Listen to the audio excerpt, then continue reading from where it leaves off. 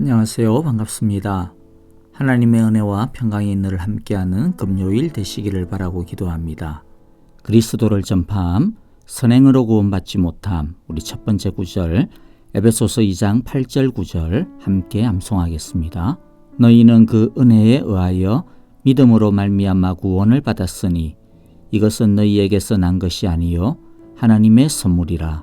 행위에서 난 것이 아니니 이는 누구든지 자랑하지 못하게 함이라.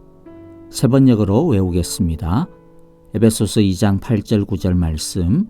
여러분은 믿음을 통하여 은혜로 구원을 얻었습니다. 이것은 여러분에게서 난 것이 아니요 하나님의 선물입니다. 행위에서 난 것이 아닙니다. 그러므로 아무도 자랑할 수 없습니다. 아멘. 이 시간 찬양을 드리겠습니다. 보혈을 지나 하나님 앞으로, 하나님 품으로 우리 모두 믿음의 길을 걸어가는 귀한 은혜의 날이 되기를 바라면서 함께 찬양하겠습니다.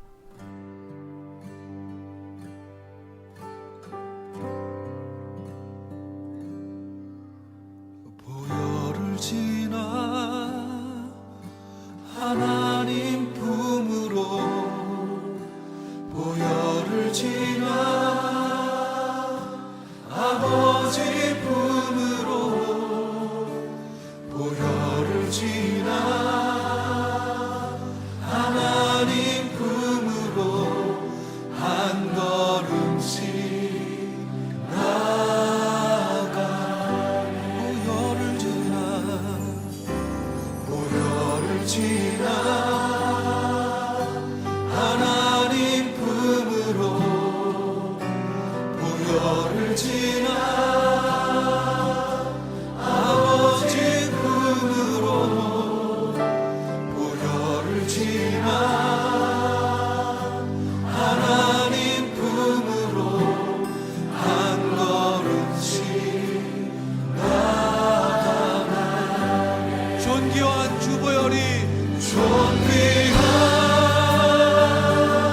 주보혈이 내 영을 새롭게 하시네. 새롭게 하시네. 존귀한 주보혈이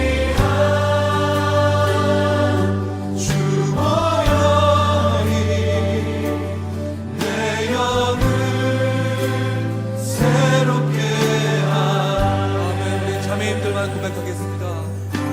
보혈을 지나 하나님 품으로,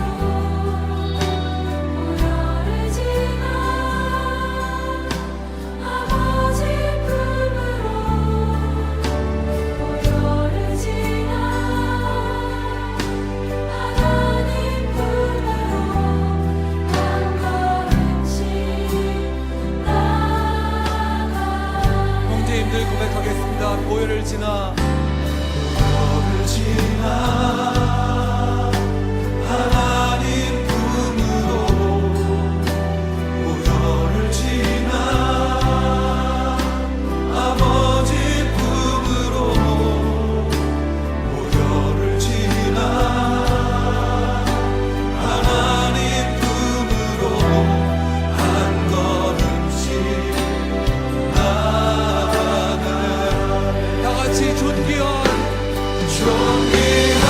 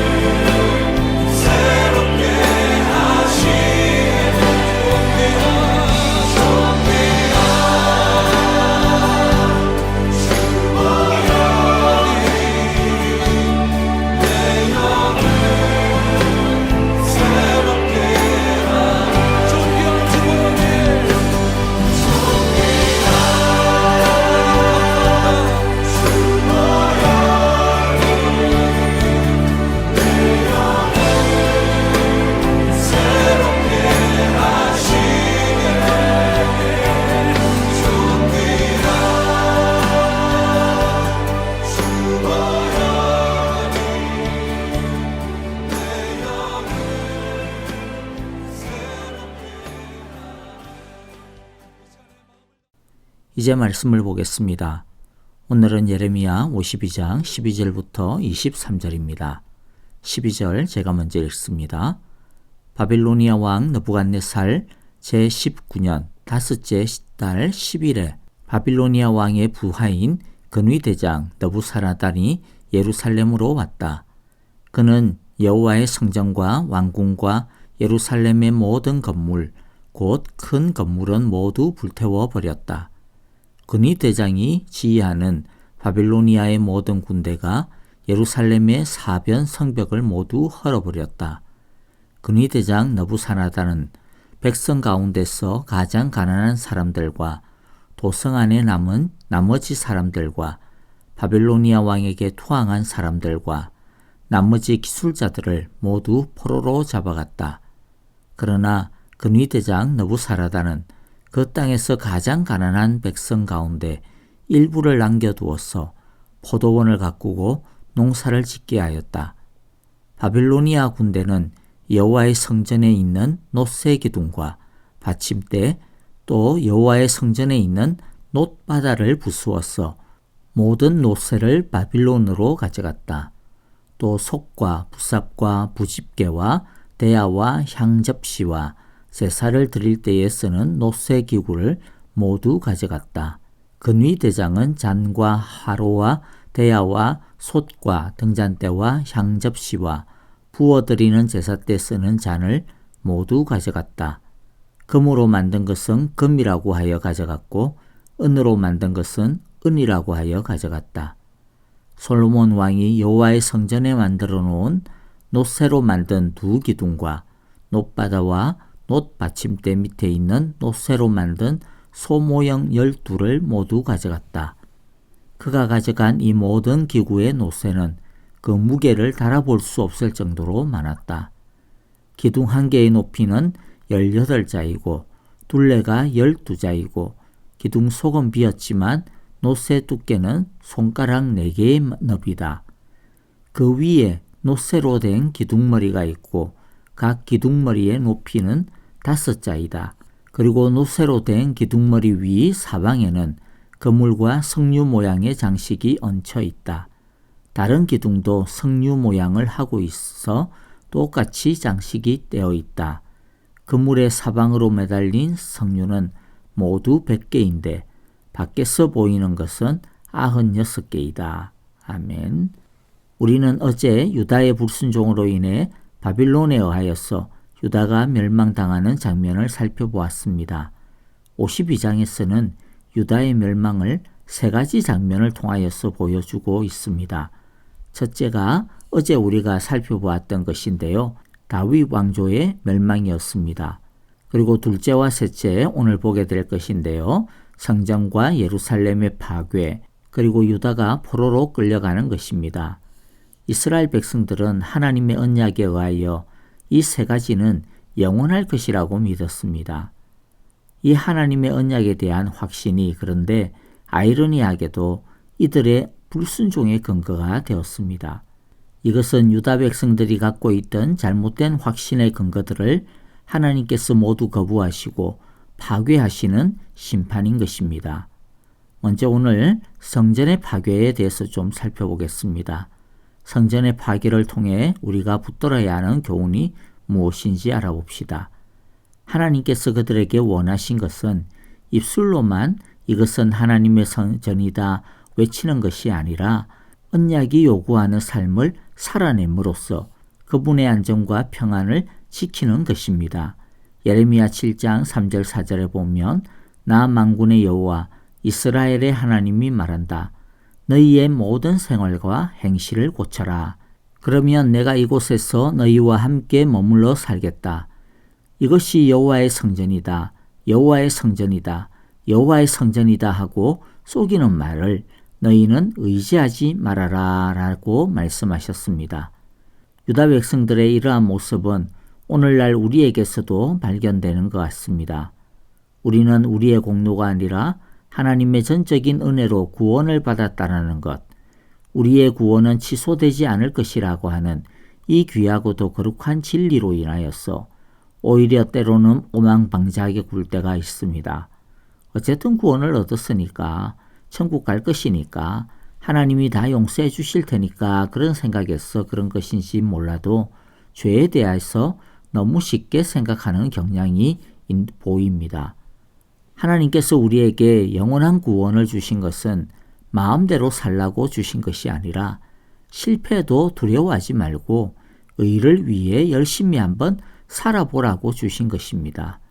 하나님께서 우리에게 원하시는 것은 하나님의 자녀다움입니다. 이것은 구원의 조건이 아니라 구원의 열매이고 결과인 것입니다. 하나님은 우리에게서 좋은 열매, 많은 열매를 기대하십니다. 예루살렘 성전의 파괴는 형식적인 예배와 종교는 아무런 의미가 없음을 적나라하게 보여줍니다. 하나님이 기뻐하시는 예배는 상하고 통회하는 마음입니다. 진실된 마음의 예배입니다. 중심과 전심이 빠져버린 예배는 더 이상 예배가 아닙니다. 짜임새 있는 순서, 신선한 이벤트, 좋은 음악, 심지어 좋은 설교가 있다고 하더라도 예배자의 정직한 믿음이 없으면 아무 소용이 없다는 것을 우리가 명심해야 할 것입니다. 예루살렘 성전의 파괴에서 또 배울 수 있는 것은요, 믿음이 없는 예배는 죽은 예배라고 하는 사실입니다. 이스라엘 백성들도 하나님을 믿었습니다. 하지만 그들은 하나님의 심판을 받았습니다. 믿었는데 왜 심판을 받았을까요? 잘못 믿었기 때문입니다. 그러면 진정한 믿음은 무엇일까요? 진정한 믿음은 지적인 동의가 아닙니다. 진정한 믿음이란 하나님께 항복하는 것입니다. 하나님께 자신을 드리는 것이 믿음입니다. 그러나 이스라엘의 믿음은 이런 헌신이 빠진 믿음이었습니다. 하나님께 자신들의 전부를 바치지 않았습니다. 그런 믿음은 참 믿음이 아닙니다. 그렇기 때문에 그들은 우리는 하나님을 믿는다라고 외쳤지만 아무런 능력이 없었던 것입니다. 또 하나 생각해 볼 것이 있습니다. 이스라엘 백성들은 예루살렘 성전이 하나님의 집이라고 오해했습니다. 그러나 하나님은 성전을 초월하여 계신 분입니다. 하나님은 성전 안에만 힘이 있는 분이 아닙니다. 온 세상이 하나님의 집입니다. 하나님은 오히려 우상으로 더럽혀진 성전에 더 이상 거하실 수 없었습니다. 예루살렘 성전이 파괴되는 것을 보면서 유다 사람들은 절망했을 것입니다. 예루살렘 성전의 파괴는 분명히 좌절스러운 일이었습니다. 그러나 하나님은 여기에도 희망의 복선을 깔아두십니다.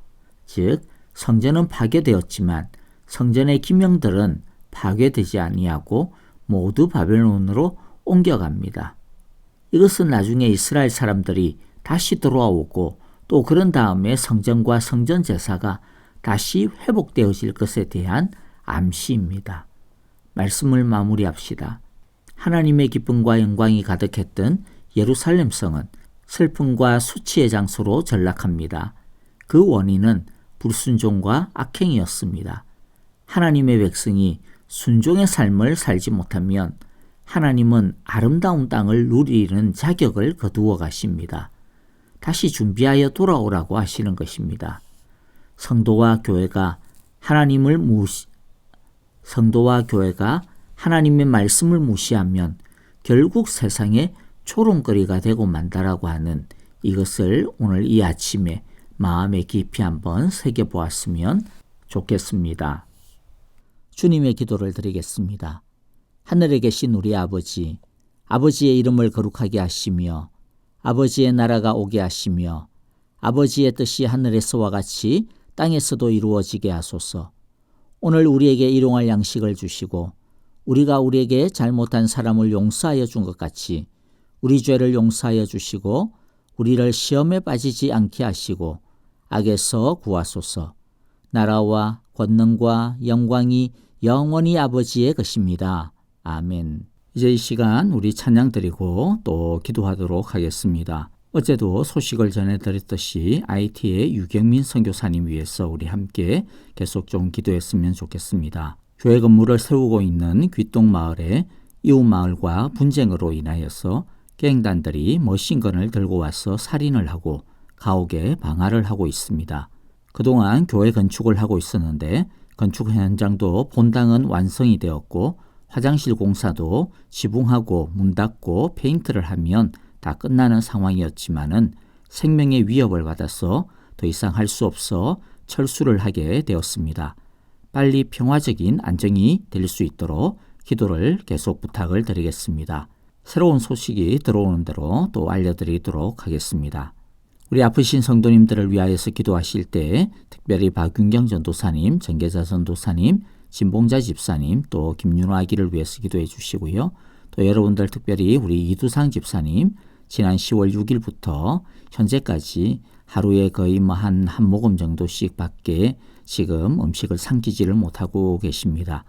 여러분들 우리 이두상 집사님 음식을 잘 삼킬 수 있도록 여러분들 힘을 달라고 치료해 달라고 기도해 주시기를 간절히 바라고 기도합니다. 언약 백성답게 살아가는 금요일 되시기를 바라고 기도합니다.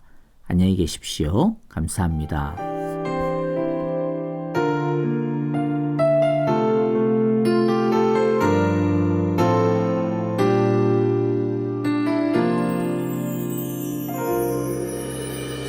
나는 하나님을 예배하는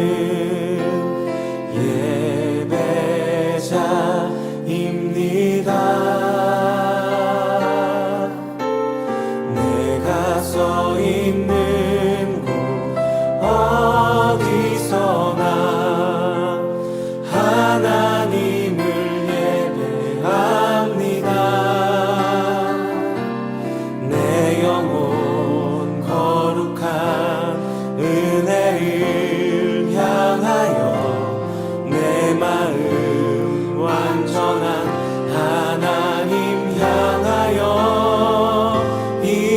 이곳에서 바로 이 시간 하나님을 예배합니다. 다시 한번 고백하겠습니다. 나는 하나님을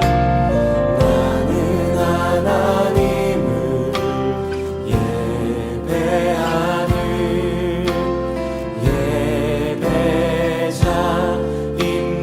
예배자입니다.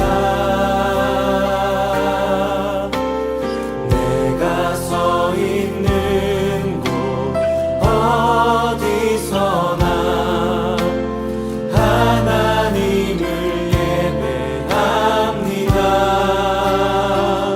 내 영혼 거룩한 은혜를 향하여 내 마음 완전한 하나님 향하여 이곳에서 바로 이 시간 하나님을